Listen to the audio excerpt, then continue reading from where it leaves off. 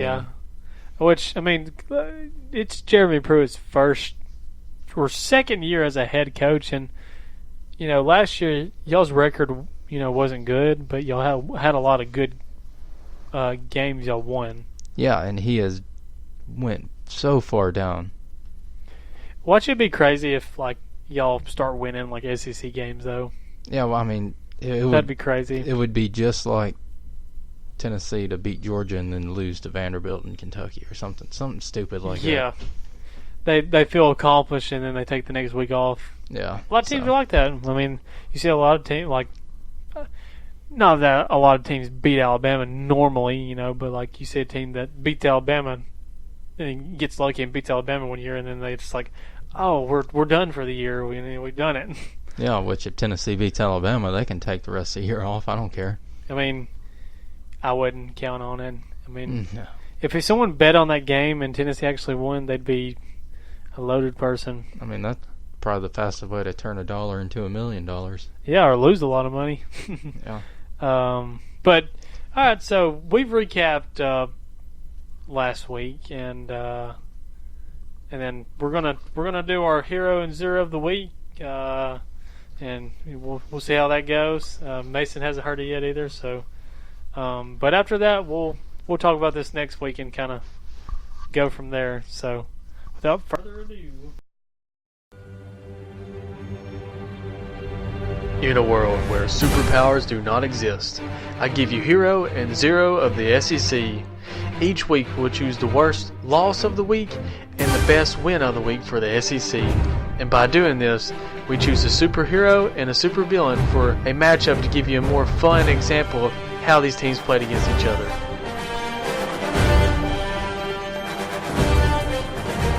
Starting off with the worst loss of the week, it goes for the second week in a row to Tennessee. Tennessee played BYU, and Tennessee came in this game looking a lot like Daredevil, but not the good Daredevil from the comic books, and not even the Daredevil from the Netflix series.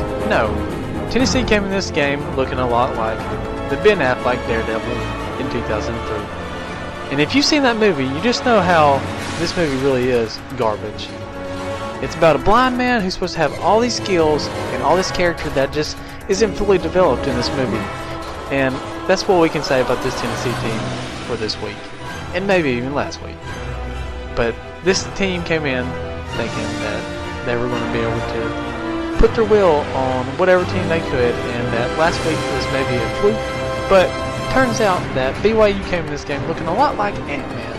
And usually people look over Ant-Man due to his powers and just shrinking, but BYU came in this game small as Ant-Man, where no one expected them to win, even to Tennessee, Daredevil 2003, to even beat them. But Ant-Man came in and became big man instead of the little man, and would eventually beat Tennessee in overtime to give Tennessee their second loss of the year, making Tennessee 0-2 for the first time in 20 or 30 years. Next up, we have the win of the week, LSU versus Texas. LSU came in this game looking a lot like the Dark Knight, and Texas came in this game looking like the Dark Knight's nemesis, Deathstroke. Both these characters are trained by the League of Assassins, very skilled offensively and defensively.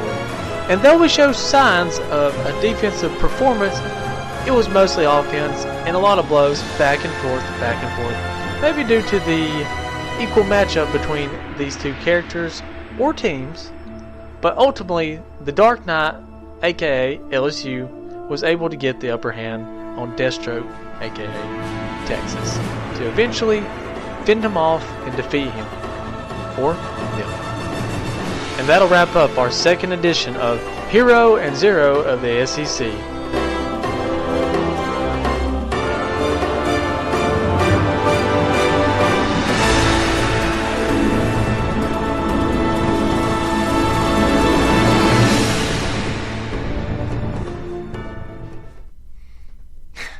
What do you think, Mason? That was beautiful. It kind of hurt my heart a little bit. Yeah, well, hopefully Tennessee will win, so I don't have to quit. I don't have to keep picking them for the worst loss of the week, man. I mean, I feel like I've known Daredevil my whole life now. It's kind of hard to, explain a full character in like a 3-minute snippet, but yeah, a lot of your superhero fans would, find that a little funny. I mean, there's a lot of people who've seen the Daredevil of 2003 with Ben Affleck. It's rough. It hurts to watch. I'm not one of those people. Well, you're not missing out much on that one. The movies were not good back then. It's, I mean, they blur out Evanescence through the whole movie. So, anyways, I'm gonna have to work on the music. The music was, I think, a little loud, and from what I heard, it may sound better when we actually get this thing published. So, anyways, let's get to this next week's set of games, week 3. All right, we'll start off with Tennessee. I got hope for you guys. Y'all play Chattanooga. I mean, what's the spread on this game? Just by ESPN. I don't know the like Vegas odds, but let's see.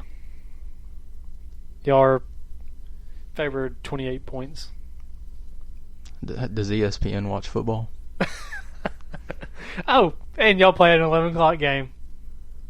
Well, that's crazy. I mean, 11 o'clock games. I mean, why? I mean, why does Tennessee always have to play 11 o'clock games? I mean, why can't they get 2:30 kickoffs, 6 o'clock kickoffs? Yeah, I mean, I'm like really tired of the 11 o'clock kickoffs. Well, I mean, Alabama's been playing a lot of 11 o'clock games, so cut them some slack. Yeah. I mean, I just want to be able to watch the game and then go enjoy the rest of my day. Yeah, it's rough for the fans to get out there, man. I'm telling you. They have to get up a little earlier. No way. But I think y'all win this game. I mean, it's been bad for sure. It's been a dumpster fire over there, and everyone's losing their minds right now. But I think y'all can come back from this. And Chattanooga, y'all should beat Chattanooga. Yeah, I don't think they're a really good team. I mean, they don't even have stats on them on here. I'd have to really search for stats because there's no one there. Well, there'll be stats after this weekend, probably. I'm sure. Maybe Garantano will, decide to play better. No, man. All right. Which there's not a lot to say about that game until we see what happens. Yeah, I mean, I'll take Tennessee in this one though. Yeah, I think that'd be a fair pick. Alabama and South Carolina. I mean, it's a no-brainer for me. Alabama. Yeah. I think Alabama can cover the spread. It's only 25 points, and they definitely can run up the score in South Carolina. I mean, they can have that by halftime. I wouldn't be surprised, if South Carolina comes out like a drive or two and has, maybe the first drive, they actually do fairly good. But I think, Alabama's just going to, it's that, you got to settle down after the first drive or two, and then they're just going to take away with it. It's over.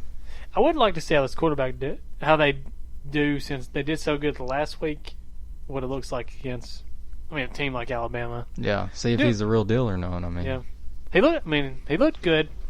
Wouldn't count on beating South Carolina. I don't care if the last time Alabama walked into South Carolina Stadium that they lost, because that was that was a don't long mean time nothing. ago. And Alabama was had 3 losses that year, and South Carolina was the top of the East. Yeah. And then we got Kent State and Auburn. It's really looking like. I knew it was a rough week in terms of quality games, but I haven't seen one that's even going to be close so far. Well, from what we said so far. Yeah. Yeah. Last week I said it was going to be a closer game between Auburn and Tulane. This year, this week, no. Kent State's garbage. I'd expect. If you're an Auburn fan, I'd expect a lot of screen passes here or there. That's their offense, and Kent State's not good. They Their quarterback was Woody Barrett, a transfer from Auburn to there, but he's already lost his starting job. Well, so there you go. That tells you a lot about him. Our defense is, I mean, this could be a shutout, honestly, I think, unless they get a field goal, because, I mean, I don't know about our offense. If we can, surely we can cover the spread. I mean, it's 36 points, but, I mean, to a team like this, this isn't, I mean, this is your cream puff team. Yeah. Which, it's college football, anything can happen, but hopefully we see just some progression from the line and the offense in general and the running game. Yeah. That's what Gus is going to work out, I bet you. He's going to try to get that run game going. Yeah, get everybody excited. Yeah, I would expect a couple players to be sitting out this game, like maybe Seth Williams or players that are injured. Maybe Anthony Schwartz, he's got a hand deal. Should have won in the game last week. So that's that. There's not much to really talk about, honestly, until you see the game and just looking at Auburn's progression, because it's not going to be a. Yeah, but I got Auburn in that one. Yeah, I do too. Arkansas State and Georgia, an 11 o'clock game. Well. My oh my. How are they going to fit all these 11 o'clock games on TV? I have no clue. Who will we watch? I mean, they'll probably televise Tennessee, because that's the only one that would be possibly close. Oh, no, I saw Tennessee's, they swapped networks. Swapped to Cartoon Network. That was a good one. Man. I could believe Disney. They're associated with Disney ESPN. Might be an upgrade. It might make them a little better. Which, Disney owns ESPN, by the way. Yeah, I just said that. Oh, did you? Yeah, they're associated with them. Same thing. I didn't catch that. Well, Disney owns anything. They're a monopoly waiting to happen. Yeah, but Georgia, Arkansas State. Arkansas State's not the team they used. They had a good run there.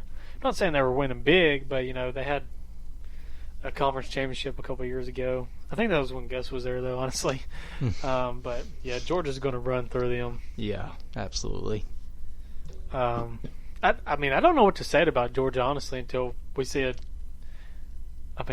team that is decent. Because Georgia, it's like Georgia and Alabama, and there's not a whole lot of struggle going on because they got veteran quarterbacks, and they're playing a bunch of cupcakes. So yeah,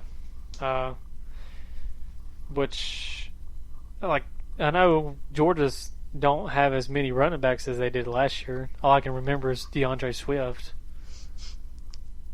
They lost a couple of receiver core, but it don't look like it's hurting them any right now. No, they do look a little conservative, but that's probably they're just playing to their competition. Oh yeah. One game I got marked is the Kansas State Mississippi State game. Stuttered a little bit. That could be a good game, actually. It could be. Could possibly be a loss there for the SEC. I think it could very well be guess what? That's another 11 o'clock game. Well, I guess that's what they just showing Nick Saban. I did not realize there was that many 11 o'clock games. Why is Auburn playing at 6? I guess they couldn't fit all the SEC in 11 o'clock. Yeah. Because, our game's definitely not prime time either. There's just not good games this week. No. But, Kansas State, their quarterback, he had a good run last week. He had 363 yards. Or, maybe that's all together. Yeah, that might be the season statistics. Yeah, I think that's seasons. But, he's 26 for 35. I don't know. I don't really know a whole lot about Kansas State. I don't think Mississippi State's that top tier team this year. Do they still have the same coach they've had for like 50 years? Kansas State? Yeah. I'm not real sure. Can't remember his name off the top of my head, but maybe I can look in here and see. Yeah, just do like a quick search of the Kansas State head coach. Let's see. While I'm looking that up, we'll talk about another game. If